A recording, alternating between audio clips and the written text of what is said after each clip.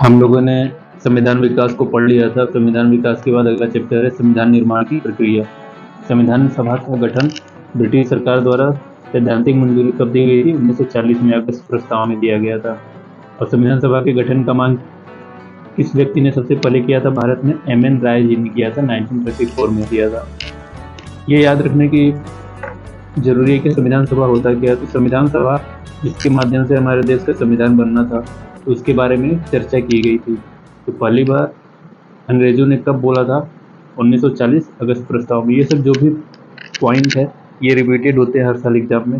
तो जो सिर्फ रिपीटेड पॉइंट है उसे ही दोहराते चलेंगे, डिटेल में नहीं पढ़ेंगे। जो भी इम्पोर्टेंट पॉइंट है, फैक्चुअल चीज़ें हैं, एग्जाम में हर साल रिपीट होती हैं, कई सारे एग्जाम में, वनडे एग्जाम में, तो सिर्फ वही रिपीट करते हुए चलना है। संविधान सभा की गठन सबसे पहले ब्रिटिश ने कब दी थी? 1940 में अगस्त प्रस्ताव में। सबसे पहले व्यक्ति कौन थे भारत के जिन्होंने संविधान सभा के बारे में अपना विचार रखा था? एम.एन. राय थे। ठीक है। ये सब जो कैबिनेट मिशन है, ये सब चीज़ें हम मॉडर्न हिस्ट्री में पढ़ते हैं, तो यहाँ पे सिर्फ जो पॉलिटी से रिलेटेड टॉपिक है वही बस रिपीट करते हुए चलेंगे। कैबिनेट मिशन ने पाकिस्तान की जो मांग थी अलग होने की, मुस्लिम लीग की जो मांग है पाकिस्तान के रूप में अलग होने की, उसे स्वीकार नहीं किया था और सिर्फ एक संघ के स्थापना के बारे में बात किया था कि सिर्फ एक संघ होगा। ठीक है। और अभी तक हम लोगों ने पढ़ा था लास्ट वीडियो में कि अवशिष्ट शक्तियाँ किसको दी गई थी? गवर्नर जनरल को। लेकिन अब यहाँ पे किसको दी जाएगी? प्रांतों को। कैबिनेट मिशन ने सिफारिश किया था, सिर्फ सिफारिश किया था। ठीक है। नेक्स्ट आगे बढ़ते हैं कि कितने सदस्य शामिल थे। तो टोटल अब देखो, कैबिनेट मिशन ने 389 सदस्य के बारे में बात किया था, और उसके बाद जब हम देखते हैं भारत जब विभाजित हुआ तो कितने सदस्य होते हैं, वो सब चीज़ें हम देखेंगे। और यहाँ देखना है कि 292 सदस्य प्रांतों से थे, 93 सदस्य देशी रियासतों से थे। कई सारे पीसीएस और एसएससी एग्जाम में ये सदस्यों की संख्या पूछ देता है। अभी हम लोग आगे देखेंगे कि सदस्यों की संख्या कैसे कम हो जाती है, क्यों कम होती है, उसके बारे में भी हम देखेंगे। कैबिनेट मिशन ने भारत में 389 सदस्यों वाली संविधान सभा की सिफारिश की थी, परंतु ये 385 तक हो गया था। ये नहीं याद रखना, बस ये 389 सदस्य जो है नंबर ये याद रखना है। और प्रांतों से कितने सदस्य थे? 292 सदस्य प्रांतों से थे, 93 सदस्य देशी रियासतों से थे। देशी रियासत कौन थे? जैसे राजा महाराजा थे, जैसे नवाब पटौदी, इंदौर वाले थे, भोसले थे जो, ठीक है, हैदराबाद के जो नवाब थे, जूनागढ़, जम्मू कश्मीर, फिर ये भोपाल के जो थे, तो कई सारे इसमें बहुत सारे जो भी रियासत थे उनके सदस्यों को भी शामिल किया। कितने थे सदस्य? 93 थे, और सदस्य प्रांतों के 292 थे, 292। तो ऐसे करके एक याद करोगे, सेकंड याद रखना, 292 तो इसका 93, या 93 292 ऐसे याद रखोगे। ठीक है।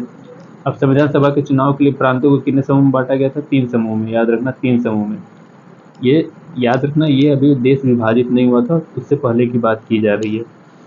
प्रांतों का प्रतिनिधित्व 3 समुदाय थे, मुस्लिम, सिख, साधारण। साधारण में हिंदू भी आता था। तो 3 समुदाय की जनसंख्या के आधार पर विभाजित किया था, मुस्लिम, सिख, साधारण। ठीक है। और इसका चुनाव ये तो हर साल रिपीट होता ही है। प्रत्येक समुदाय के जो प्रतिनिधि थे, इसका चुनाव किस माध्यम से होता था? एकल संक्रमणी समानुपातिक प्रतिनिधित्व प्रणाली से। एकल संक्रमणी समानुपातिक प्रतिनिधित्व प्रणाली से, याद रखना।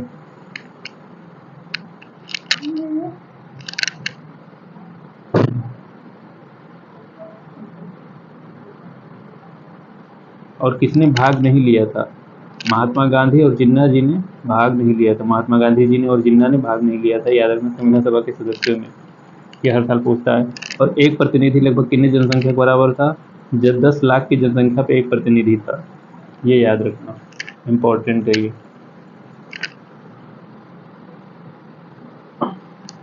बाकी उसके बाद ये जो अगस्त प्रस्ताव, ये सब मॉडर्न हिस्ट्री में आएगा, तो मॉडर्न हिस्ट्री में इसको डिटेल में जानेंगे। यहाँ पे सिर्फ पॉलिटी का जो भी रिपीटेड क्वेश्चन होते हैं, जहाँ से हर साल आते हैं, वही बस जानेंगे।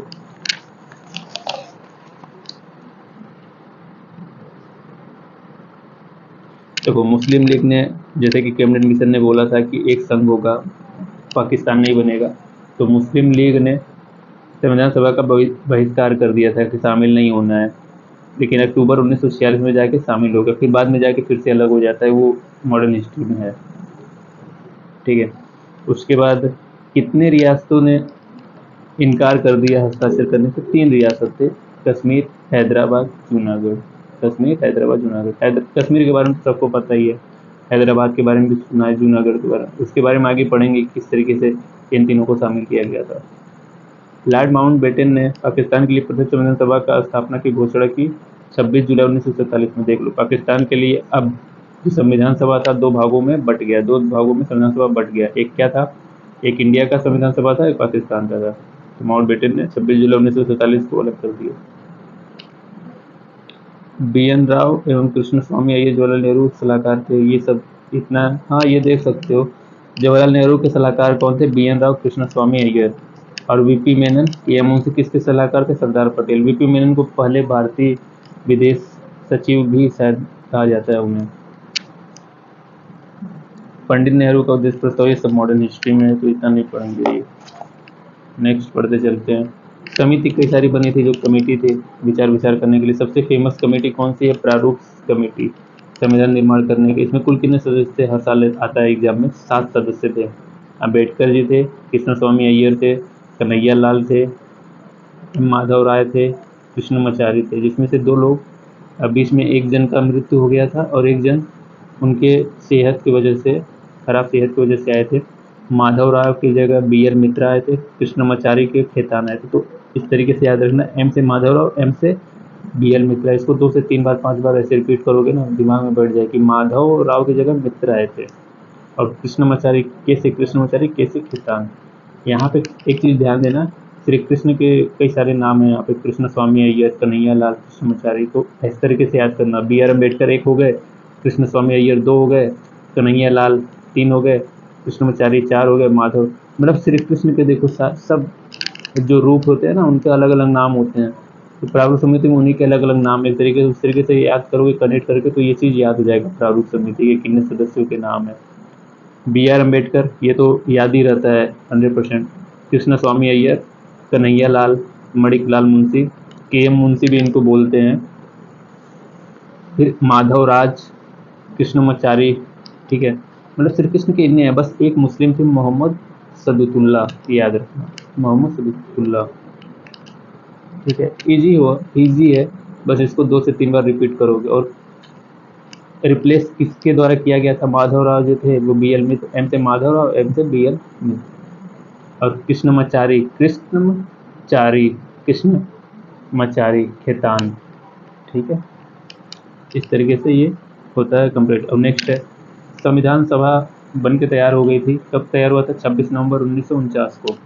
और 26 नवंबर 1949 को लागू नहीं हुआ था, पता है, पूरी तरह लागू हुआ था 26 जनवरी 1950 को। लेकिन 26 नवंबर 1949 को ही कई सारी चीज़ें लागू कर दी गई थी, जैसे कि नागरिकता, निर्वाचन, अंतरिम संसद, ये सब चीज़ें लागू कर दी गई थी उसी दिन।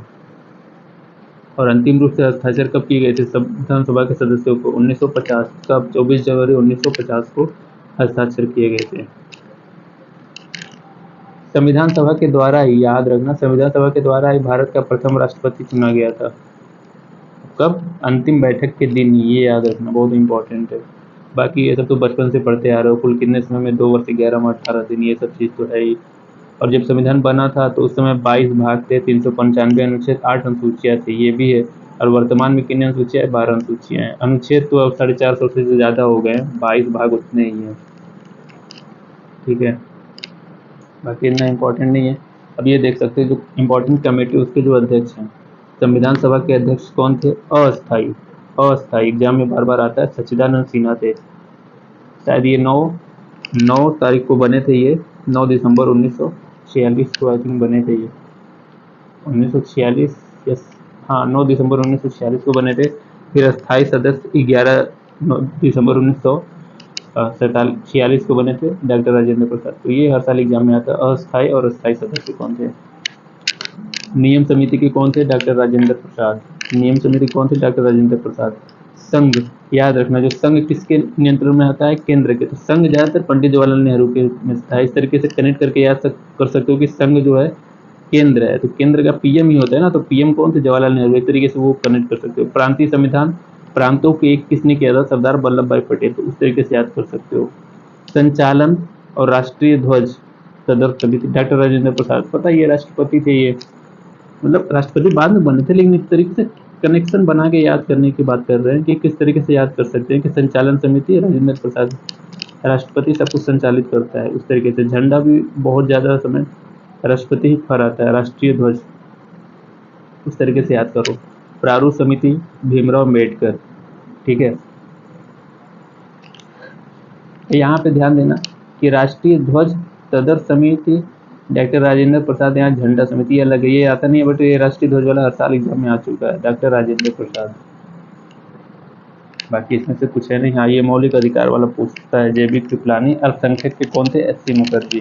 जेबी कृपलानी, एससी मुखर्जी, याद रखना। बाकी इसमें से और कुछ इंपॉर्टेंट नहीं होता, जो सिर्फ एग्जाम में रिपीट होते हैं वही हम बता रहे हैं।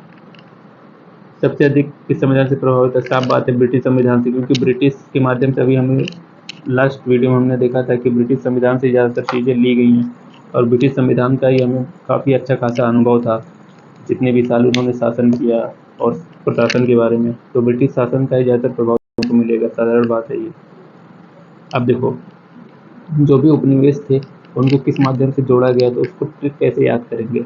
जूनागढ़, जैसे जूनागढ़ जैसे जनता ने नवाब के विद्रोह कर भारत विलय की घोषणा की। जूनागढ़, जूनागढ़ बोल रहा था कि हम पाकिस्तान में जाएंगे, और इसका जो राजा था वो पाकिस्तान में भाग गया था, तो ये देखो यहाँ लिखा भी है, नवाब पाकिस्तान भाग गया, जूनागढ़ जनता ने किया था, ठीक है, याद रखना ये।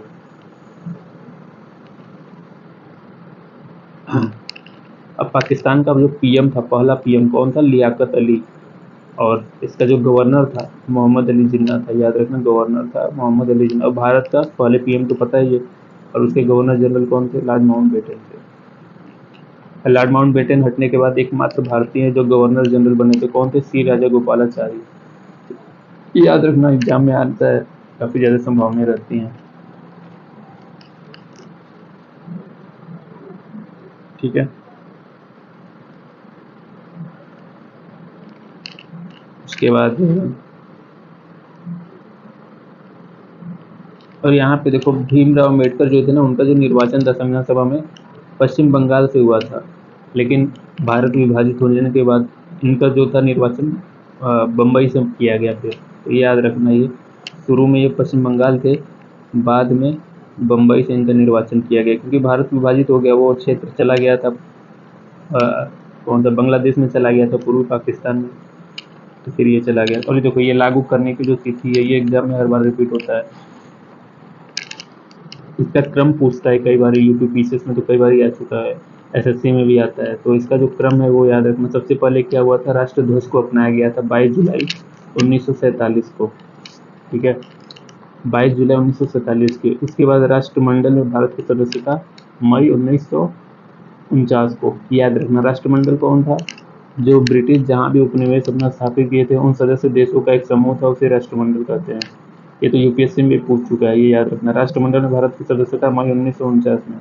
राष्ट्रध्वज को अपनाया गया 22 जुलाई 1947 में। राष्ट्रीय गाने को अपनाया गया 22 जनवरी 1950। अब सब 1950 को ही है, और खासकर 24 जनवरी को, 24 जनवरी 1950 को राष्ट्रगान को अपनाया गया, राष्ट्रगीत को भी, और प्रथम राष्ट्रपति भी 24 जनवरी 1950 हुआ था। बाकी बस इतना ही है। और भी चीज़ें जानना है तो कांग्रेस के जो नेता थे ये बहुत बड़े बड़े, लेकिन कांग्रेस के अतिरिक्त जो कांग्रेस से जुड़े थे बाद में फिर निकल गए, तो ऐसे बहुत सारे नेता थे, जैसे कि हृदयनाथ कंजरू, इनके बारे में आप लोगों ने पढ़ा होगा, श्यामा प्रसाद मुखर्जी, सर्वपल्ली राधाकृष्णन, ये सब संविधान सभा के सदस्य थे, काफ़ी फेमस नाम है। फिर ये कृष्ण स्वामी अय्यर, अभी हम लोग प्रारूप समिति में पढ़े हैं। भीमराव अम्बेडकर भी थे, जो कांग्रेस के सदस्य नहीं थे। केटी शाह थे, गोपीनाथ थे, तो ये सब ऐसे कई सारे लोग हैं ना जो कांग्रेस से जुड़े फिर बाद में सदस्यता त्याग गए, तो ये सब याद रख सकते हो। महिला सदस्यत्व में सबसे फेमस नाम है जो सरोजिनी नायडू में, फिर हंसा मेहता है, राजकुमारी अमृत कौर, दुर्गाबाई देशमुख, तो ये मुख्य नेम है, ये याद रख सकते हैं। अब देखो, सदस्यता अस्वीकार करने, अब संविधान सभा के जो सदस्य बन गए, चुन लिया गया, लेकिन सदस्यता अस्वीकार कर दी गई। तेज बहादुर स्ट्रोक, इनके बारे में सुना होगा, तेज बहादुर, फिर जयप्रकाश नारायण, इनके बारे में सुना होगा, जेपी नारायण भी इनको बोला जाता है। ये कब थे? ये जब इमरजेंसी चल रहा था उस समय इन्होंने प्रमुख भूमिका निभाई थी। महात्मा गांधी इनको तो पता ही है, संविधान सभा से बाहर ही हुई थी। तो ये इम्पोर्टेंट है, पॉइंट है जो हर साल एग्जाम में रिपीट होता है, इसको बार बार रिपीट करके देख सकते हो। इसको काफ़ी स्पीड वे में पढ़ाया जो एग्जाम में रिपीट होता है सिर्फ उसी को किया, और इसमें से कम 1 से 2 क्वेश्चन तो आना ही फिक्स है। तो ठीक है, मिलते हैं नेक्स्ट वीडियो में। Tata bye bye.